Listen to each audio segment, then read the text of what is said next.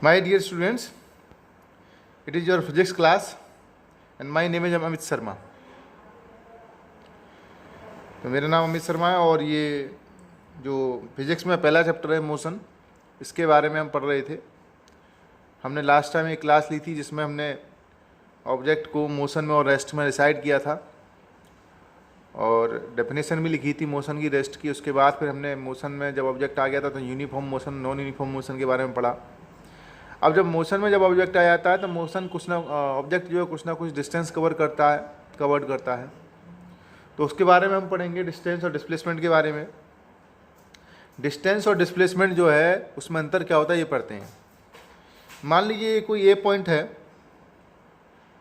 और ये कोई बी पॉइंट है, ये सी पॉइंट है।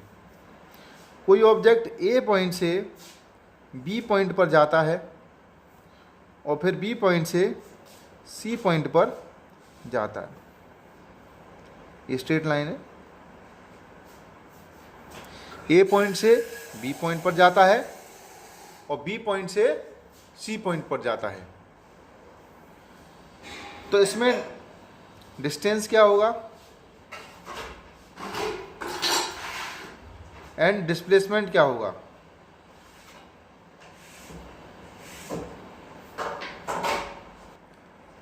तो डिस्टेंस एंड डिस्प्लेसमेंट क्या है पढ़ेंगे यहाँ पे। इनिशियल पॉइंट जो था ए से हमने शुरू किया था ऑब्जेक्ट का चलना इधर की ओर, बी पे गया ऑब्जेक्ट, फिर बी से जो है सी पे आया।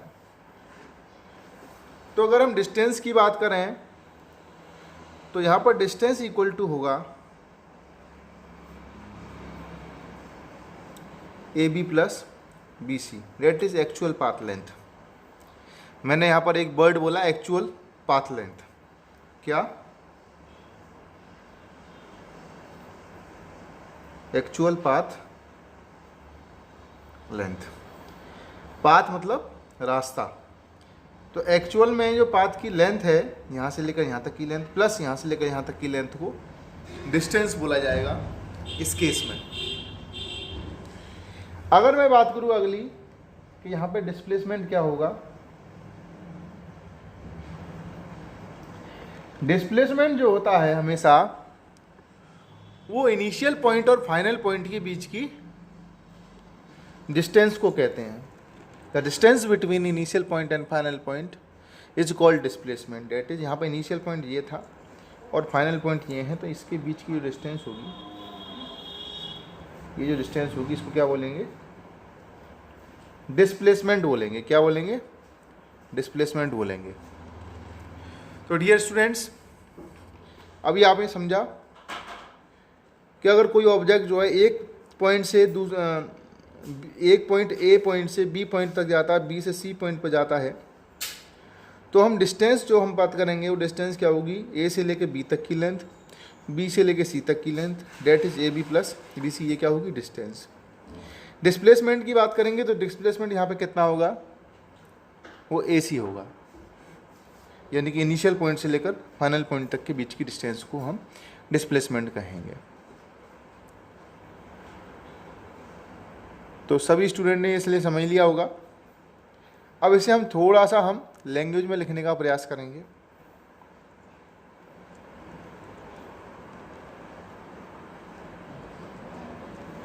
डिस्टेंस का डेफिनेशन होगा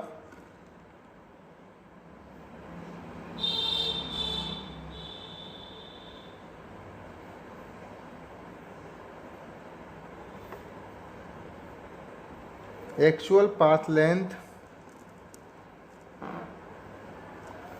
covered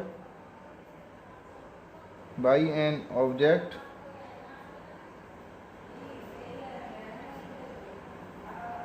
is called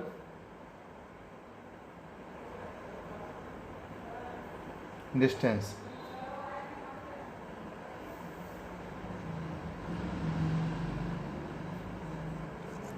डिस्प्लेसमेंट क्या होगा?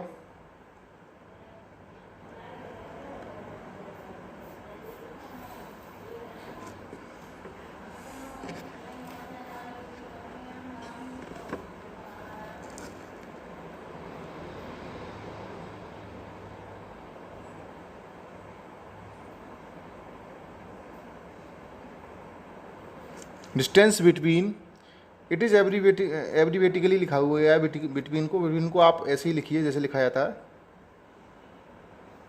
Distance between initial and final point is called displacement. अच्छा, यहाँ पर एक डिस्प्लेसमेंट की एक और डेफिनेशन है, वह है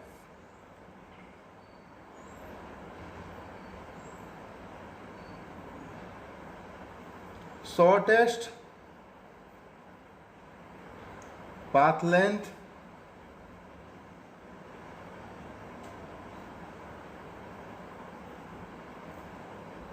is called shortest path length, shortest distance।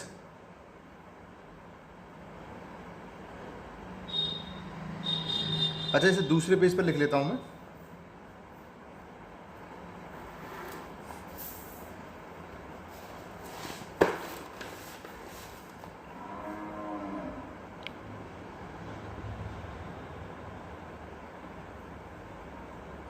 Shortest distance between initial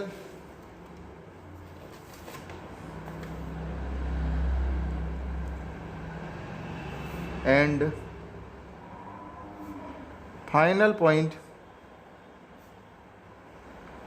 is called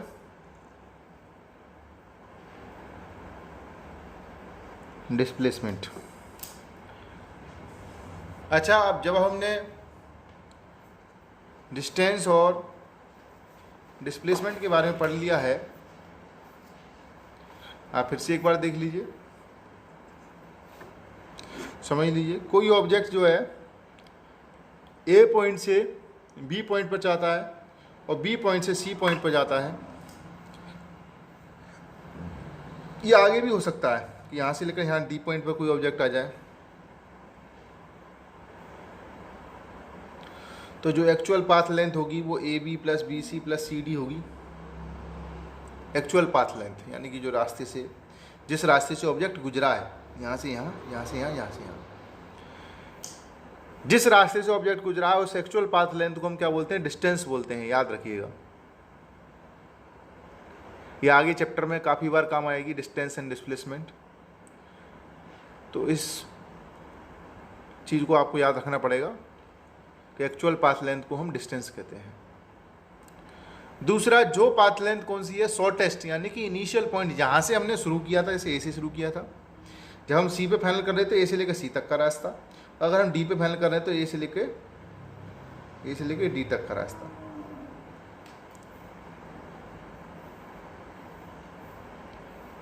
ये रास्ता जो होता है, डायरेक्ट रास्ता जिसे कहते हैं, इसको हम क्या बोलते हैं? डिस्प्लेसमेंट बोलते हैं। क्या बोलते हैं?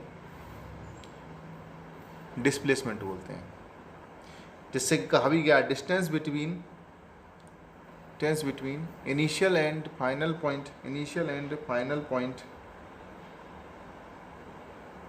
Final point is called displacement.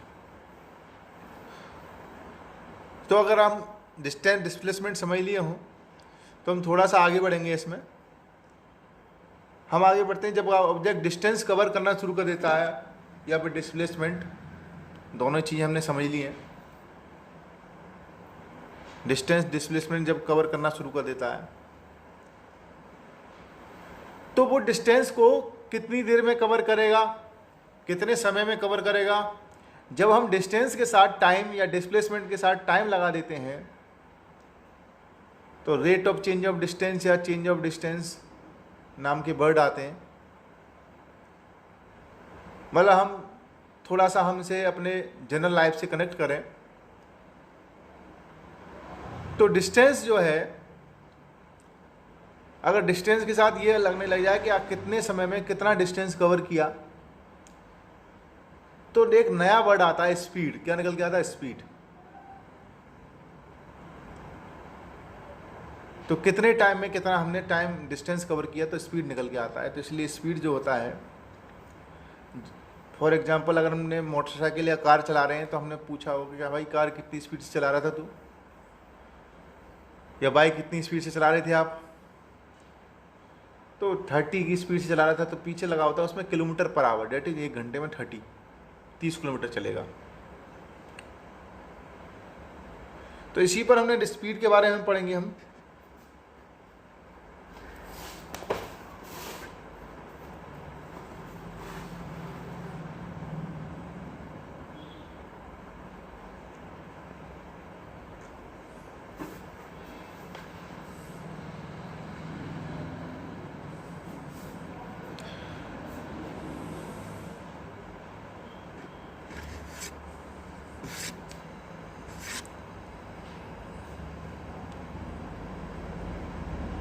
तो डिस्टेंस स्पीड के बारे में पढ़ते हैं।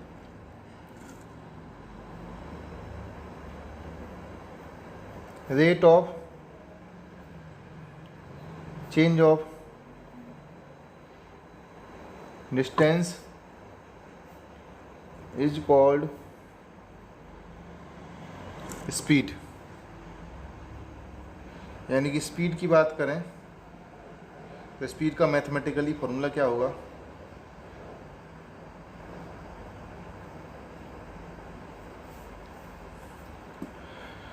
अब यहां पर एक बहुत बड़ी बात मैं बताने जा रहा हूं। हमेशा याद रखिए कि फिजिक्स के अंदर जब भी रेट ऑफ चेंज ऑफ या रेट ऑफ चेंज ऑफ, ये दोनों में एक ही बात है। एक लाइन में जब बोलूँगा rate of change of this and rate of change of distance, rate of change of displacement या रेट ऑफ चेंज ऑफ शिखर, रेट ऑफ, मतलब किसी का भी नाम भी लूँ मैं, तो रेट ऑफ चेंज ऑफ का मतलब ये होता है जिसका मैं रेट ऑफ चेंज ऑफ बोल रहा हूँ, जैसे ये लिखा है ना rate of change of distance बोल रहा हूँ, तो जिसका रेट ऑफ चेंज ऑफ मैं बोल रहा हूँ तो उसके अपॉन में हम क्या लगा देंगे, फॉर्मूले में हमेशा टाइम लगा देंगे। क्या लगा देंगे, जैसे डिस्टेंस अपॉन टाइम। जैसे rate of change of work में बोलूँगा तो work upon time, rate of change of momentum बोलूँगा तो momentum upon time, rate of change of something तो समथिंग अपॉन टाइम। तो ये जो लाइन है रेट ऑफ चेंज ऑफ, ये लाइन अपॉन टी को मार्क करती है या अपॉन टी को दर्शाती है। ये चीज आप बिल्कुल याद रखिएगा कि जब भी हम रेट ऑफ चेंज ऑफ बोलेंगे तो यानी कि अपॉन टी वाला कोई केस है यहां पर।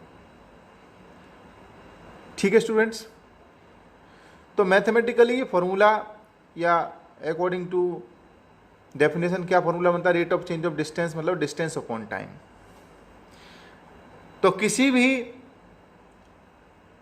फिजिकल क्वांटिटी यानी फिजिक्स की क्वांटिटी का यूनिट निकालने का तरीका जो होता है, अच्छा मैंने एक वर्ड बोला यहाँ पे यूनिट, क्या वर्ड बोला है, यूनिट।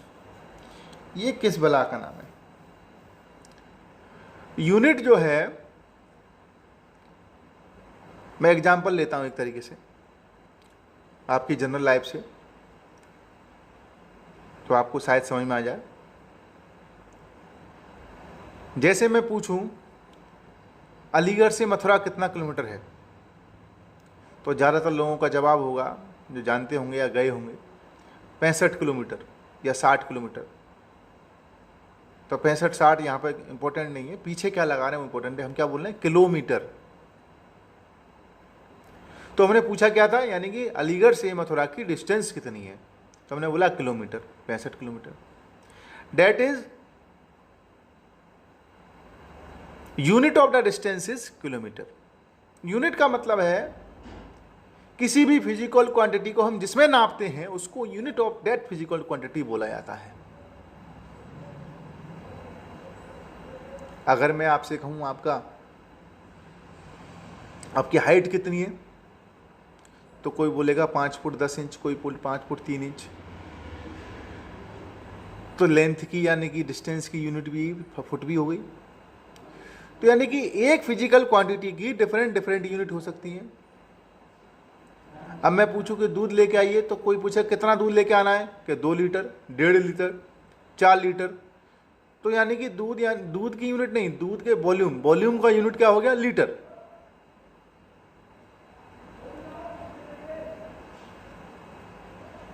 तो जिसको फिजिकल क्वांटिटी को जिसमें भी नापा जाता है उसको उस फिजिकल क्वांटिटी का यूनिट बोला जाता है। क्या बोला जाता है, यूनिट बोला जाता है। अगर मैं आपसे कहूँ, एक और एग्जांपल लेते हैं, आपका वेट कितना है, तो लोग बोलेंगे कि 65 kg। तो वेट की यूनिट क्या होगी, जनरली केजी होगी। ऐसे ही अगर मैं स्पीड की यूनिट की बात करूं, तो किसी भी फिजिकल क्वांटिटी की यूनिट निकालने का तरीका क्या है, यहाँ पर हम उसके फॉर्मूले की यूनिट को उसमें रख देते हैं। फॉर्मूला क्या था स्पीड का, डिस्टेंस अपॉन टाइम। डिस्टेंस की यूनिट क्या होती है, अच्छा हम यहाँ पर किसकी बात करेंगे, ऐसा ही अभी मैं थोड़ी देर पहले बोल रहा था कि एक फिजिकल क्वांटिटी की यूनिट यानी कि डिस्टेंस की यूनिट कितनी निकल के आई थी। कोई मीटर बोलेगा, कोई किलोमीटर बोलेगा, कोई मीटर, कोई किलोमीटर, ठीक है, कोई फीट, है ना, ये सब, कोई इंच बोलेगा। ये सब डिस्टेंसेस की यूनिट है। किसकी, डिस्टेंस की यूनिट है। लेकिन स्टैंडर्ड फिजिक्स में एक स्टैंडर्ड बनाया गया कि कुछ ऐसा यूनिट, यानी कि जब भी कोई फिजिक्स का फॉर्मूला या फिजिक्स की न्यूमेरिकल सॉल्व करेगा पूरी दुनिया में, तो एक स्टैंडर्ड यूनिट बनाई गई। जैसे टेम्परेचर की स्टैंडर्ड यूनिट है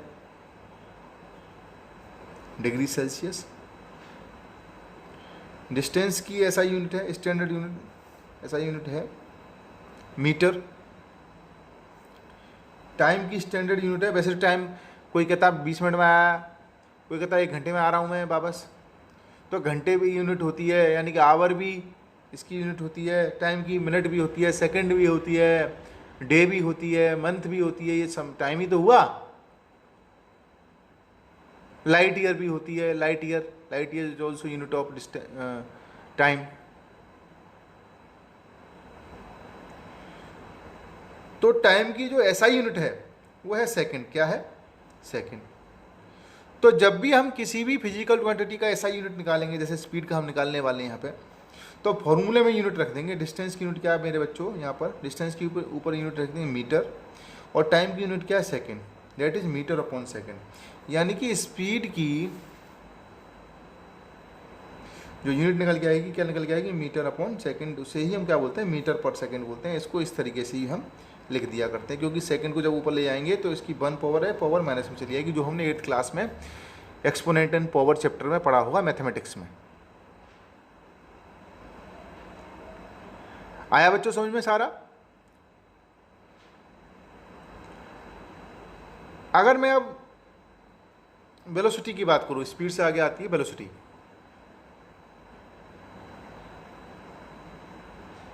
वैसे अब स्पीड पर ही खत्म करते हैं, वेलोसिटी और उससे आगे आने वाले जितने भी टॉपिक्स हैं वो कल बात करेंगे उसके बारे में। यहाँ तक का बच्चों सब अपनी कॉपी पर उतार लें। और कुछ बच्चे मेरे को अपना काम करके भेज भी रहे हैं,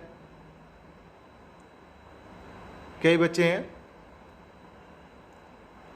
देखिए, साथ के साथ काम करोगे, साथ के साथ समझोगे तो आपकी समझ में अच्छे से आएगा। नहीं तो वापस से स्कूल जब खुलेंगे, जब सारी सिचुएशन नॉर्मल हो जाएगी, तो सब लोग फिर काम के लिए हाय तो मचाते हैं कि सर हमारा काम नहीं हुआ, ये नहीं हुआ। तो ये आपकी 9th क्लास है, 9th क्लास में शुरुआत से अच्छे से करें। ठीक है, ठीक है students, thank you so much.